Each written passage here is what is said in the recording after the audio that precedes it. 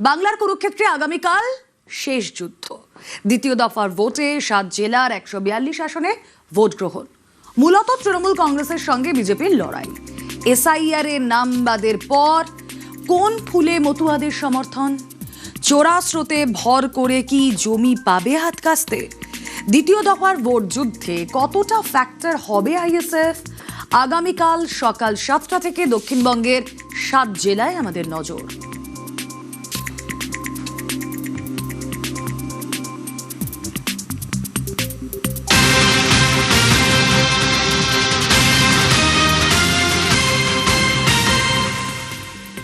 দেখুন, এই দ্বিতীয় দফা বা শেষ দফায় যদি আমরা ভোটের ভরকেন্দ্র হিসেবে দেখি তাহলে অবশ্যই ভবানীপুর। একদিকে তৃণমূল প্রার্থী মমতা বন্দ্যোপাধ্যায়, অন্যদিকে তাঁর প্রতিদ্বন্দ্বী বিজেপি প্রার্থী শুভেন্দু অধিকারী। তাই ভবানীপুরের ভোটে গোটা দেশের নজর।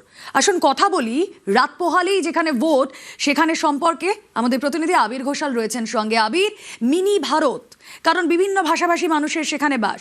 সেখানে দুই ফুলের লড়াই এবং হেভিওয়েট লড়াই, শুভেন্দু অধিকারী ভার্সেস মমতা বন্দ্যোপাধ্যায়। কতটা ভরকেন্দ্র হিসেবে গুরুত্বপূর্ণ এই কেন্দ্র? দেখো, রাজনৈতিক বিশ্লেষকরা বলছেন যে লোকসভা নির্বাচন এবং বিধানসভা নির্বাচনের প্রেক্ষিতটা আলাদা। যখন লোকসভা নির্বাচনকে কেন্দ্র করে দক্ষিণ কলকাতার মধ্যে থাকা ভবানীপুর বিধানসভা কেন্দ্রে রাজনৈতিক দল হিসাবে বিজেপি তাদের যে প্রচার করেছে, সেই প্রচারের ক্ষেত্রে অবশ্যই মিনি ইন্ডিয়ার যে একটা আমেজ, সেটা সেখানে তাদের মধ্যে কাজ করাতে তারা পেরেছেন। এবং সে কারণে তারা যে ইস্যুগুলোকে সঙ্গে নিয়ে গিয়েছিলেন, তাতে ভবানীপুর বিধানসভার মধ্যে থাকা বেশ কিছু ওয়ার্ড থেকে, যেখানে মূলত বাঙালি অবাঙালি সবাই একসাথে বসবাস করেন, সেখান থেকে তারা ফসল তুলতে পেরেছেন। বিধানসভা নির্বাচনের প্রেক্ষিতটা তা নয়। তারা বলছেন যে বিধানসভা নির্বাচন মানে বিশেষত কলকাতার মধ্যে থাকা যে বিধানসভা কেন্দ্রগুলো রয়েছে, সেখানে দাঁড়িয়ে সহজে বিধায়কের কাছে পৌঁছতে পারা যাবে এবং বহুদিন ধরে তাকে চেনেন, এই অংশটা ভীষণ রকমভাবে কাজ করেন। দ্বিতীয়ত, ভবানীপুরের মতো জায়গাতে ভরকেন্দ্র হলো এটা ঠিক যে বহু বছর ধরে ভবানীপুরের অলিগলি গোটা বিধানসভা জুড়ে, একদম 63 নম্বর থেকে শুরু করে আমরা যদি দেখি চেতলা খিদিরপুরের কাছাকাছির মতো জায়গা, ভবানীপুরের বেশ কিছু বর্ধিষ্ণু জায়গা, তার সবকটা জায়গাতেই প্রত্যেকেই মমতা বন্দ্যোপাধ্যায়কে চেনেন এবং মমতা বন্দ্যোপাধ্যায় তাদের সঙ্গে সারা বছর ধরে তাদের সংযোগ রয়েছে রাজনৈতিক সম্পর্কের বাইরে বেরিয়ে। যদিও ব্যক্তি শুভেন্দু অধিকারী সেখানে লড়তে আসা, বিজেপির প্রতীকে সেখানে লড়তে আসা, সেখানে তিনি মানুষের কাছে রাজনৈতিক নেতা হিসেবে যেভাবে পৌঁছচ্ছেন, সেখানে মমতা বন্দ্যোপাধ্যায়ের যে কারণে ঘরের মেয়ে ইমেজকে তারা ব্যবহার করে তৃণমূল কংগ্রেসের তরফ থেকে প্রচারে তারা বারবার ধরে তুলে ধরার চেষ্টা করছে।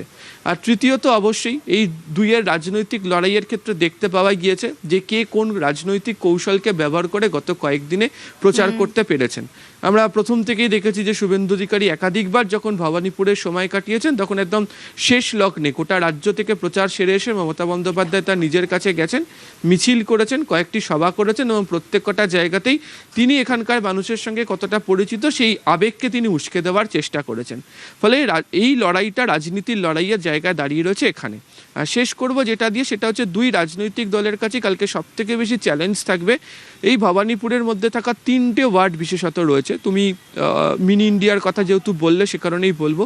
এক তো হচ্ছে এই অবাঙালি ভোটারদের একটা অংশকে, আর দ্বিতীয়ত হচ্ছে প্রচুর বহুতল রয়েছে, সেই বহুতলের ভোটাররা কতটা ভোট দিতে আসছেন। কারণ অতীতে বেশ কতগুলো নির্বাচনের ক্ষেত্রে ভোটারদের না আসার কারণে সমস্ত রাজনৈতিক দলের মধ্যে এটা চাপা উত্তেজনা তৈরি হয়েছিল, পরবর্তী সময় নানা আবেদনও করতে হয়েছিল। এবারে তো দেখতে পাওয়া গেছে, সকাল থেকেও আজকে দেখেছি, যেখানে ডিজি সিআরপিএফ নিজে ভবানীপুর বিধানসভা কেন্দ্র ভিজিট করে ভবানীপুর ঘিরে অনেকগুলো ইকুয়েশন কাজ করছে। অবশ্যই তার রিফ্লেকশন কতটা পড়ে, কিভাবে পড়ে, আমাদের নজর থাকবে। থ্যাংক ইউ আবির। আমি 365 দিন এখানে থাকি। আমার ধর্ম, কর্ম, বর্ণ, আন্দোলন সবকিছু ভবানীপুরকে ঘিরে। আমি ছোট্টবেলা থেকে এখানেই আছি, এখানেই থাকি, এখান থেকেই আমার সবকিছু। সরকার আমরাই বলবো, আমাকে আটকাতে পারবে না। আমি মমতা ব্যানার্জির পাশের বাড়িতে গিয়েও ক্যাম্পেইন করব। আমাকে কোনো বাড়ি বাদ থাকবে না। ভবানীপুর, অনেকে বলেন মিনি ইন্ডিয়া, কারণ এখানে নানা ধর্মের এবং নানা রাজ্যের মানুষ থাকেন। ভবানীপুর মুখ্যমন্ত্রীর কেন্দ্র। সেই ভবানীপুর থেকে এবারও তৃণমূল প্রার্থী মমতা। ভবানীপুরে বিজেপির বাজি শুভেন্দু অধিকারী। বুধবার শেষ দফায় এই হেভিওয়েট কেন্দ্রে ভোট। এসআইআরে ভবানীপুর কেন্দ্র থেকে বাদ পড়েছে 51,022 জন ভোটারের নাম। এবার ভোটার 1,60,313। আমার মানুষের প্রতি বিশ্বাস আছে। আমি 365 দিন কাজ করি। দুর্গা পুজো থেকে শুরু করে, কালী পুজো থেকে শুরু করে, গুরুদ্বারা থেকে শুরু করে, মানস্তম্ভ থেকে শুরু করে, ঈদ থেকে শুরু করে আমি সব কটা দায়িত্ব এবং দায়বদ্ধতা সারা বছর 365 দিন ধরে পালন করি। আমার কাছে এটা একদিনের লড়াই নয়, 365 দিন মানুষের সাথে থাকি। যারা দেশের প্রধানমন্ত্রীকে বহিরাগত বলে তারা শুভেন্দু অধিকারীকে বহিরাগত বলবে, এটা স্বাভাবিক। আমার বাড়ির লোক স্বাধীনতা সংগ্রামী ছিলেন, ব্রিটিশের জেলে ছিলেন, লেট বিপিন অধিকারী। আমার সার্টিফিকেট এই ছিন্নমূল তোলামূলকে দিতে হবে না। 2021 সালে শোভনদেব চট্টোপাধ্যায়কে ভবানীপুর থেকে প্রার্থী করে তৃণমূল। 28,719 ভোটে তিনি হারান বিজেপি রুদ্রনীল ঘোষকে। 21-এ মমতা বন্দ্যোপাধ্যায় লড়েন নন্দীগ্রাম থেকে, সেখানে বিজেপি টিকিটে জেতেন শুভেন্দু অধিকারী। উত্তর 24 পরগনার খড়দা বিধানসভা থেকে জেতেন কাজল সিনহা। কয়েকদিন পরেই তাঁর মৃত্যু হয়। উপনির্বাচনে খড়দা থেকে প্রার্থী করা হয় শোভনদেব চট্টোপাধ্যায়কে। আর ভবানীপুর উপনির্বাচনে লড়েন মমতা বন্দ্যোপাধ্যায়। বিজেপি প্রার্থী প্রিয়াঙ্কা টিবরিওয়ালকে রেকর্ড ভোটে হারান। 2021 সালে মমতা জেতেন 58,835 ভোটে। 2024 সালে লোকসভা ভোটে ভবানীপুর থেকে 8,297 ভোটে লিড পায় তৃণমূল।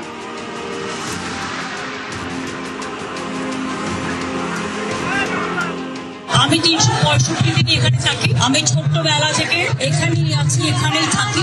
সরকার আমরাই করব। পুলিশকে মিসইউজ করবেন না, বলে গেলাম আমি। আর আমি ক্যান্ডিডেট ফ্রি মুভ করব। যেখানে অবস্ট্রাকশন করবেন গাড়ি ঘুরিয়ে। নিউজ 18 বাংলা। ভবানীপুরের কথা বললাম। রাত পোহালে যেখানে যেখানে নির্বাচন, তার মধ্যে আরও একটা গুরুত্বপূর্ণ কেন্দ্র হটস্পট সন্দেশখালী। যে সন্দেশখালী 2024-এর জানুয়ারি মাসের 5 তারিখ কি দেখেছিল, শেখ শাহজাহানের বাড়িতে রেড করতে গিয়ে আক্রান্ত হয় এনফোর্সমেন্ট ডিরেক্টরেট। হামলায় মাথা ফেটে যায় ইডি অফিসারেরা। সন্দেশখালী নিয়ে সরগরম থাকে 2024-এর লোকসভা নির্বাচন।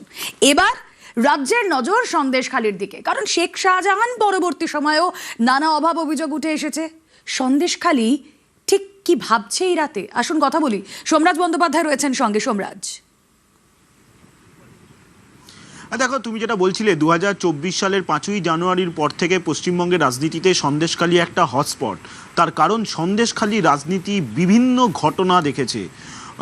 নানাবিধ অভিযোগ নিয়ে মহিলারা আন্দোলন করেছেন, জোর করে জমি দখলের অভিযোগ উঠে এসেছে এই সন্দেশখালী থেকে, এবং যা নিয়ে বারবার শাসক দল তৃণমূল কংগ্রেসকে আক্রমণ করেছে বিরোধী দল বিজেপি। এবং দেখা গেছে 2024-এর লোকসভা ভোটে যদি সন্দেশখালী বিধানসভার তুলনামূলক আলোচনা করা যায়, তাহলে বিজেপি 8,000-এরও ভোটে বেশি এগিয়েছিল এই সন্দেশখালী বিধানসভা থেকে। কিন্তু তারপর থেকে কেটে গেছে প্রায় 2 বছর। সন্দেশখালীতে একাধিক উন্নয়নমূলক কাজ হয়েছে। রাস্তাঘাট থেকে শুরু করে, পানীয় জল থেকে শুরু করে, নিকাশি ব্যবস্থা থেকে শুরু করে, এমনকি নিরাপত্তা ব্যবস্থা থেকে শুরু করে সন্দেশখালীর বিভিন্ন জায়গায়, বিশেষ করে সন্দেশখালী 2 নম্বর গ্রাম পঞ্চায়েতের বিভিন্ন এলাকায় সিসিটিভি বসানো হয়েছে নিরাপত্তার কথা মাথায় রেখে। অর্থাৎ গত 2 বছরে সন্দেশখালীর উন্নয়নের জায়গা, উন্নয়নের চিত্র বদলে গেছে। সন্দেশখালীর বিভিন্ন জায়গায় আর্সেনিক মুক্ত জল সরবরাহ ব্যবস্থা চালু হয়েছে। সন্দেশখালীর একাধিক রাস্তা কংক্রিটের রাস্তা হয়ে গেছে। অর্থাৎ উন্নয়নকে সামনে রেখেই অবশ্যই এরপরে মানুষ ঠিক কি মত দেন ভোট বাক্সে আমাদের নজর থাকবে। Thank you Somraj.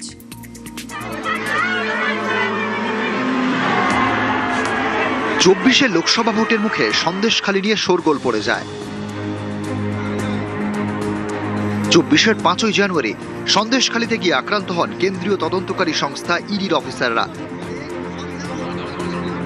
মূল অভিযুক্ত হিসেবে আঙুল ওঠে তৃণমূল নেতা শেখ শাহজাহানের দিকে। গ্রামবাসীরাও গর্জে ওঠেন শাহজাহানের বিরুদ্ধে। করতে থাকেন জমি দখল থেকে নারী নির্যাতনের মতো একের পর এক বিস্ফোরক অভিযোগ।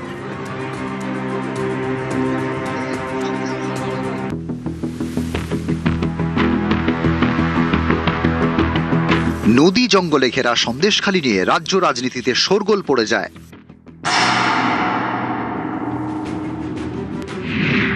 একসময় সিপিআইএম এর গড় ছিল সন্দেশখালী। 2016 সালে ভোটে ঘাসফুল। 2021-এও তৃণমূল জেতে 39,000 ভোটে জয়ী হন সুকুমার মাহাতো। 24-এ তৃণমূল নেতা শেখ শাহজাহান এবং তার শাগরেদদের বিরুদ্ধে আন্দোলনে নামেন সন্দেশখালীর মহিলারা। অন্যতম মুখ হয়ে ওঠেন রেখা পাত্র। 24-এর লোকসভা ভোটে তাকে বসিরহাট কেন্দ্র থেকে টিকিট দেয় বিজেপি। তৃণমূলের কাছে তিনি হেরে যান 3,33,000 ভোটে। এই বসিরহাট লোকসভার মধ্যেই পড়ে সন্দেশখালী বিধানসভা আসন। 24-এর লোকসভা ভোটের ফলের নিরিখে সন্দেশখালীতে এগিয়ে ছিল বিজেপি। তারা 8,000 ভোটের লিড পায়। এবার রেখা পাত্রকে হিঙ্গলগঞ্জে প্রার্থী করেছে বিজেপি।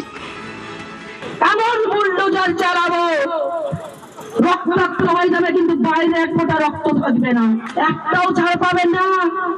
যে ষড়যন্ত্র করে, চক্রান্ত করে সন্দেশখালীকে ছোট করা হয়েছিল, মহিলাদের কাছে সাদা কাগজ নিয়ে সোজা গিয়ে বলা হয়েছিল যে সাদা কাগজে তোমরা সই করো। সেই কাগজগুলো বিজেপির নেতারা চিঠি আকারে ভরে জমা দিয়েছিল শ্লীলতাহানির অভিযোগ করে। একথা সন্দেশখালী 2 নম্বর মণ্ডলের বিজেপির তৎকালীন সভাপতি গঙ্গাধর কয়ালের। এবার সুকুমার মাহাতোকে টিকিট না দিয়ে সন্দেশখালীতে তৃণমূল প্রার্থী করেছে ঝর্ণা সর্দারকে। এই কেন্দ্রের বিজেপির প্রার্থী সনৎ সর্দার। কংগ্রেস, সিপিএমও এখানে প্রার্থী দিয়েছে। এসআইআর সন্দেশখালী বিধানসভা কেন্দ্র থেকে বাদ পড়েছে 25,613 জনের নাম। এবার ভোটে কি ভাবছে সন্দেশখালী? সেখানে এবার কোন ফুল ফুটতে চলেছে? টিএমসি এসছে, রাস্তাঘাট, পানীয় জল, তারপর বিদ্যুৎ ব্যাপক হারে পৌঁছে দেওয়ার প্রত্যেক বাড়িতেই। তাছাড়া কিছু টিউবওয়েল সেটা হয়েছে। উন্নয়ন তো ভালোই হয়েছে, রাস্তাঘাট আপনি দেখতেই পাচ্ছেন যথেষ্ট ডেভেলপ, সব কিছু উন্নয়ন মোটামুটি ঠিকঠাকই আছে। সন্দেশখালী এই নামটা বারবার রাজ্য রাজনীতি, জাতীয় রাজনীতির চর্চায় জায়গায় দাঁড়িয়েছে, কিন্তু সেই সন্দেশখালীতেই পরিকাঠামো ব্যবস্থা ঢেলে সাজানো হয়েছে। এইভাবেই আর্সেনিক মুক্ত জলের প্ল্যান্ট বিভিন্ন গ্রামে গ্রামে বসানো হয়েছে। যদিও তাদের দাবি এই উন্নয়ন যেন আগামী দিনেও সন্দেশখালীতে বজায় থাকে। ক্যামেরায় অর্চন গোস্বামীর সঙ্গে সোমরাজ বন্দ্যোপাধ্যায়, নিউজ 18 বাংলা, সন্দেশখালী, উত্তর 24 পরগনা। ভোট, ভয়, ভাঙর যেন সবকটাই সমার্থক হয়ে যায়, বিশেষ করে নির্বাচনের সময়। আর দ্বিতীয় দফায় নজর কাড়া কেন্দ্র ভাঙর। 21-এর ভোটে ভাঙরে জয়ী আইএসএফ এর নওশাদ সিদ্দিকী, হেরে যান তৃণমূলের আরাবুল ইসলাম। এবারও প্রার্থী নওশাদ সিদ্দিকী, কিন্তু প্রতিদ্বন্দ্বী বদলে গিয়েছেন। তৃণমূলের শওকত মোল্লা। ক্যানিং থেকে ভাঙরে শওকত, এই নতুন ইকুয়েশনে কিভাবে হবে ভোট, কি ভাবছেন সেখানকার মানুষ? কথা বলবো, প্রতিনিধি কল্যাণ রয়েছেন সঙ্গে। কল্যাণ, একেবারেই জানিয়ে রাখি, বিগত কয়েক দশকে যে ভোট দেখেছে সাধারণ ভাঙড়ের মানুষজন, সেই ভোট কিন্তু এবার তারা দেখছে না। কলকাতা পুলিশের কার্যত আতশ কাচের নিচে তারা প্রশাসনের পক্ষ থেকে নজরদারি চালাচ্ছে। বিগত কয়েকদিন ধরে যেভাবে পুলিশ প্রশাসনের রুট মার্চ থেকে শুরু করে যে সমস্ত এলাকায় যারা ভোটের সময় কার্যত অশান্তি করে তাদের ওপর প্রেশার ক্রিয়েট করা, বা একাধিক যারা ভোটের সময় অশান্তি করে তাদেরকে একাধিক আইএসএফ এর কর্মী হোক, তৃণমূলের কর্মী হোক, তাদেরকে ইতিমধ্যেই কিন্তু পুলিশ গ্রেপ্তার করেছে। তবে এইবারের যে ভোট হচ্ছে সেই ভোট কার্যত কোন রকম ভয় নেই, কোন রকম অশান্তিও নেই ভাঙড়ে। সেই এর থেকে ভালো খবর আর কি হতে পারে দ্বিতীয় দফা নির্বাচনের আগে?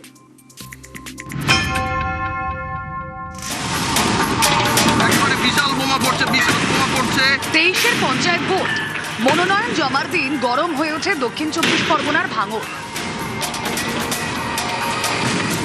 মুড়ি মুড়কির মতো বোমা পড়ে।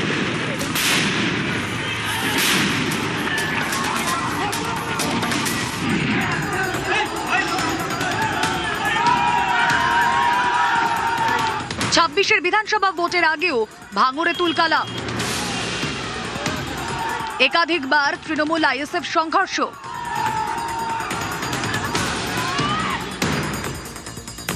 আইএসএফ আশ্রিত সমাজ বিরোধীরা একেবারে মরিয়া। যখন এদের পায়ের তলাতে জমি সরছে তখন নওশাদ সিদ্দিকীর মদতে আমার গাড়ির উপরে বোম এবং গুলি চালানো হলো। এটা অত্যন্ত নিন্দাজনক ঘটনা। আমরা তৈরি, চালান দেখি কত গুলি কত বোমা। নওশাদকে গ্রেফতার করলে এই এলাকায় শান্তি ফিরবে। ভোট আগিয়ে আসছে, তৃণমূলের পায়ের নিচে মাটি না। এখন সিকিউরিটি বাড়াতে হবে, অ্যাটেনশন ক্রিয়েট করতে হবে। রাজ্জাক খাঁকে যারা মার্ডার করলো, যারা গ্রেফতার হলো, সেই তৃণমূলের নেতারা। এই ঘটনার সাথে তদন্ত হওয়া দরকার। আমিও বলছি তদন্ত হওয়া দরকার। প্রয়োজনে আপনার এনআইএ তদন্ত করুক, বোমাবাজি কারা করছে। নিজের গাড়ির দিকে দুটো নিজের লোককে দিয়ে বোম ছুড়িয়ে দিল, কাজ খুঁজে পাইনি আমরা। ভোট এলে এভাবেই গরম হয়ে ওঠে ভাঙড়। বুধবার আরো একটা ভোট। ভাঙড়ে তৃণমূলের প্রার্থী শওকত মোল্লা, যিনি 21 বিধানসভা ভোটে ক্যানিং পূর্ব থেকে জয়ী হন। 21 ভাঙড়ে জেতেন আইএসএফ এর নওশাদ সিদ্দিকী। এবারও তিনিই প্রার্থী। এসআইআর এ ভাঙড় বিধানসভা আসন থেকে বাদ পড়েছে 23,567 জন ভোটারের নাম। এবার ভাঙড়ে ভোটার 2,76,086। 21 বিধানসভা ভোটে ভাঙড়ে 26,151 ভোটে জেতে আইএসএফ। 24 লোকসভা ভোটে সেই ভাঙড় থেকে 41,482 ভোটে লিড নেয় তৃণমূল।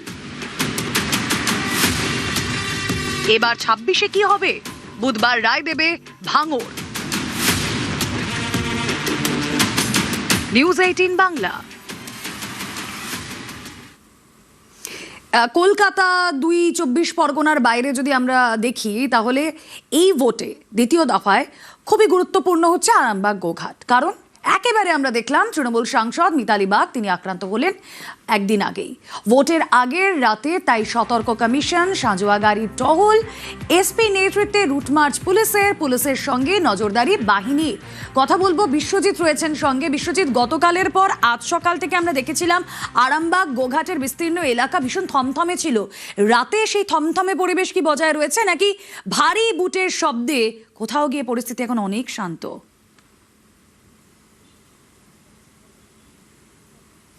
সারা রাতই চলবে এই অভিযান, এমনটাই জানিয়েছেন হুগলি জেলার এসপি। অর্থাৎ এই যে কেন্দ্রীয় বাহিনীর বুটের আওয়াজ এবং সাঁজোয়া গাড়ির টহল এবং যারা দুষ্কৃতী বা যারা এই ভোট বানচাল করতে পারেন তাদের বিরুদ্ধে অভিযান সারা রাত চলবে এবং সকাল থেকে নিশ্চিন্তে ভোটাররা ভোট দিতে যেতে পারেন সেই পরিবেশ তৈরি করতে প্রশাসন তৎপর, এবং সেটা বেশ কিছুদিন আগে থেকেই হয়েছে। কিন্তু আরামবাগ মানেই ঘটনার ঘনঘটা। আরামবাগ একসময় প্রফুল্লচন্দ্র সেন থেকে যদি আমরা দেখি, অজয় মুখোপাধ্যায় গান্ধীবাদী একটা ডেরা ছিল বলা যায়। সেখান থেকে লাল দুর্গ, বাম দুর্গ, সেই আরামবাগ বদলে গেল। কাজেই এই আরামবাগ কোনোদিনই কারো দুর্গ হিসেবে বেশি দিন থাকে না। বিজেপি এই মুহূর্তে ক্ষমতায় রয়েছে আরামবাগের 4টে বিধানসভাতে, কিন্তু গত লোকসভাতেই হাড্ডাহাড্ডি লড়াই হয়েছে। কাজেই 26-এর আরামবাগ বিধানসভা কেন্দ্র, সেখানে হাড্ডাহাড্ডি লড়াই হবে, এটাই প্রত্যাশা। কার দিকে যে এই জনমানুষের ভোট যায়, জনগণ কোন দিকে ভোট দেবেন, নিশ্চিন্তে নিজের ভোট নিজে দিতে পারলে সেটাই এখন দেখার। কিন্তু তার আগে যথেষ্ট নিরাপত্তা এবং সকাল থেকে যারা ভোট দিতে যাবেন তারা নিশ্চিন্তে ভোট দিতে পারবেন, এটাই প্রশাসনের আশ্বাস। অবশ্যই আমাদের নজর থাকবে সেদিকেই, যেখানে সাধারণ মানুষ তারা স্বতঃস্ফূর্তভাবে নির্ভয়ে যাতে ভোট দিতে পারেন। আমাদের যে ইলেকশন কমিশনের যে গাইডলাইন আছে, যত এফএসটি এসএসটি নাকাগুলো করার আমরা করছি। আমরা এখানে হেভি ভেহিকল একটা এখানে যে মোতায়েন করা হয়েছে ইলেকশন কমিশন দিক থেকে। নাকা বাকি এরিয়া ঘুরে আমরা দেখছি। লোকাল পাবলিক কালকে একদম নিশ্চিন্তভাবে এখানে সব জায়গা নিজের বুথে গিয়ে আপনি ভোট দেবেন। তো কোনো অসুবিধা হলে আমাদেরকে জানাবেন। স্পেশাল কন্ট্রোল রুম নাম্বার আছে। যত এরিয়া আছে সব উপর আমাদের সেন্সিটিভ নন সেন্সিটিভ সবের উপর আমাদের বেশি টহলদারি আছে। আর দ্বিতীয় দফা নির্বাচনে বেশ কিছু জায়গায় ন্যাশনাল ইনভেস্টিগেশন টিম দ্বারা পৌঁছে গিয়েছে। কিছু গুরুত্বপূর্ণ জায়গা, গুরুত্বপূর্ণ বলার থেকে আরো স্পেসিফিক্যালি বললে স্পর্শকাতর জায়গা। এই সেন্সিটিভ জায়গাগুলোর মধ্যে যেমন আমাদের উত্তর 24 পরগনার ভাটপাড়া জগদ্দল রয়েছে, তেমন বর্ধমানও রয়েছে। ভাটপাড়া জগদ্দল আমরা দেখেছি একদিন আগেই সেখানে সংঘর্ষের ঘটনা। সেখানে কি পরিস্থিতি এখন? এনআইএ টিম পৌঁছে গিয়েছে। অরুণ প্রতিনিধি রয়েছেন আমাদের সঙ্গে। অরুণ, দেখো 26শে এপ্রিল রাত্রেবেলায় মাঝরাতে যে গন্ডগোল বিজেপি তৃণমূলের মধ্যে হয়েছিল, সেই গন্ডগোলের ফলে বোমাবাজি এবং কি সিআইএসএফ কর্মীর পায়ে গুলি লাগে, সেই ঘটনায় কিন্তু এলাকায় উত্তপ্ত হয়। নির্বাচন কমিশনার তৎপর হয়, ডিজিকে তার তদন্তের রিপোর্ট দিতে বলে। এরপরই কিন্তু আজ 4 সদস্যের প্রতিনিধি দল তারা জগদ্দল থানা এবং ভাটপাড়া থানায় আসে এবং সমস্ত সেদিনকে যে ঘটনা ঘটেছিল পুঙ্খানুপুঙ্খভাবে তাদের কাছে শোনে এবং তারপর কিন্তু তারা অ্যাকশন মোডে। কখন কি হবে এখনো বেশ কিছু লোকের নামে কিন্তু এফআইআর করা ছিল, তাদের মধ্যে থেকে মাত্র 4 জন গ্রেপ্তার হয়েছিল, বাকি কিন্তু এখনো তাদের পাওয়া যায়নি। এই ঘটনায় কিন্তু এনআইএ তদন্তভার হাতে নেওয়ার পর বাকিটা তদন্ত চলছে। বেশ, নজর থাক। উদ্বেগ তালিকা প্রত্যাহার কমিশনের বিজ্ঞপ্তি প্রকাশ করে তালিকা প্রত্যাহার আগেই তালিকা চ্যালেঞ্জ করে মামলা তৃণমূলের।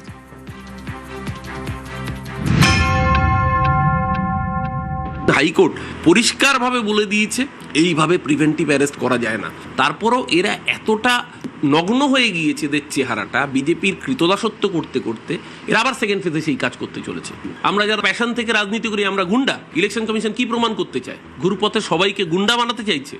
নির্বাচন কমিশন বুঝেছি তাদের ট্র্যাক রেকর্ড আছে, তো বিধায়করা কি ভাষায় কথা বলেন সে নিয়ে তো সারাদিন সংবাদ মাধ্যমে টক শো অ্যারেঞ্জ করে, বিভিন্ন ধরনের কথা বলেন যেগুলো রাজনীতির ভাষাও নয়, আর সম্পূর্ণ আক্রমণ, প্ররোচনা, কারো প্রাণ নাশের চেষ্টা, এগুলো তার বক্তৃতার মধ্যে উঠে আসে। যেখানে গুন্ডারাই জনপ্রতিনিধি হয়ে যায়, সেখানে নির্বাচন কমিশনের যেটা করা সেটা করছে।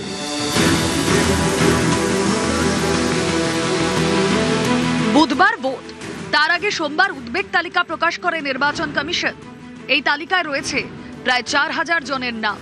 এর মধ্যে রয়েছেন ফলতার তৃণমূল প্রার্থী জাহাঙ্গীর খান, বর্ধমান দক্ষিণের তৃণমূল প্রার্থী খোকন দাস, মেমারির তৃণমূল প্রার্থী রাসবিহারী হালদার, ভাতার বিধানসভা কেন্দ্রের তৃণমূল প্রার্থী শান্তনু কুনার, ভাতারের তৃণমূল বিধায়ক মান গোবিন্দ অধিকারী, চাকদার তৃণমূল প্রার্থী শুভঙ্কর সিংহ, জোড়াসাঁকোর তৃণমূল প্রার্থী বিজয় উপাধ্যায়, অশোকনগরের তৃণমূল প্রার্থী নারায়ণ গোস্বামী, স্বরূপনগরের তৃণমূল প্রার্থী বীণা মণ্ডল, মগরাহাট পশ্চিমের তৃণমূল প্রার্থী শামীম আহমেদ, তারকেশ্বর পুরসভার চেয়ারম্যান উত্তম কুণ্ডু, কলকাতা পুরসভার তৃণমূল কাউন্সিলর অনিন্দ রাউত, সুশান্ত ঘোষ, বনগাঁ সাংগঠনিক জেলার তৃণমূলের যুব সভাপতি নিরুপম রায়।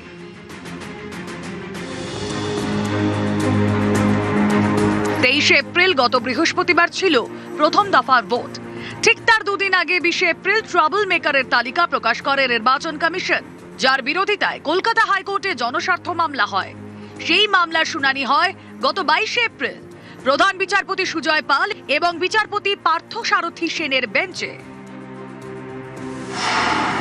সেখানে নির্বাচন কমিশনের ট্রাবল মেকারদের তালিকার উপর 30 জুন পর্যন্ত স্থগিতাদেশ দিয়ে দেয় হাইকোর্ট। বুধবার দ্বিতীয় দফার ভোটের আগে ফের নির্বাচন কমিশনের তালিকা।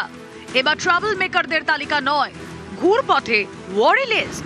আর এই নিয়ে হাওয়া গরম। যে নোটিফিকেশনটাকে আমরা চ্যালেঞ্জ করেছিলাম, আগের একটা নোটিফিকেশন হাইকোর্ট স্টে করে দিয়েছিল, 800 লোকের নাম দিয়েছিল যে এদেরকে তুমি টাচ করতে পারবে না যদি না কোনো ক্রিমিনাল কেস থাকে। এরপরও 27 এপ্রিল একটা নোটিফিকেশন বার, তাতে সেই লোকগুলোর নাম রইল, প্লাস হচ্ছে 3500 আরো লোকের নাম রইল। তাহলে কত হলো? প্রায় 4000 4500 লোকের নাম দিয়ে বিভিন্ন কেন্দ্র ধরে ধরে স্পেশালি ভবানীপুর কেন্দ্রে এদেরকে অ্যারেস্ট করার জন্য বললো, প্রিভেন্টিভ ডিটেনশনের কথা। হাইকোর্ট পরিষ্কারভাবে বলে দিয়েছে এইভাবে প্রিভেন্টিভ অ্যারেস্ট করা যায় না। তারপরও এরা এতটা নগ্ন হয়ে গিয়েছে এদের চেহারাটা, বিজেপির কৃতদাসত্ব করতে করতে এরা আবার সেকেন্ড ফেজে সেই কাজ করতে চলেছে। আমরা যারা প্যাশন থেকে রাজনীতি করি আমরা গুন্ডা, ইলেকশন কমিশন কি প্রমাণ করতে চায়? ঘুরপথে সবাইকে গুন্ডা বানাতে চাইছে। নির্বাচন কমিশন বুঝেছি তাদের ট্র্যাক রেকর্ড আছে, তো বিধায়করা কি ভাষায় কথা বলেন সে নিয়ে তো সারাদিন সংবাদ মাধ্যমে টক শো অ্যারেঞ্জ করে, বিভিন্ন ধরনের কথা বলেন যেগুলো রাজনীতির ভাষাও নয়, আর সম্পূর্ণ আক্রমণ, প্ররোচনা, কারো প্রাণ নাশের চেষ্টা, এগুলো তার বক্তৃতার মধ্যে উঠে আসে। যেখানে গুন্ডারাই জনপ্রতিনিধি হয়ে যায়, সেখানে নির্বাচন কমিশনের যেটা করা সেটা করছে। নিউজ 18 বাংলা।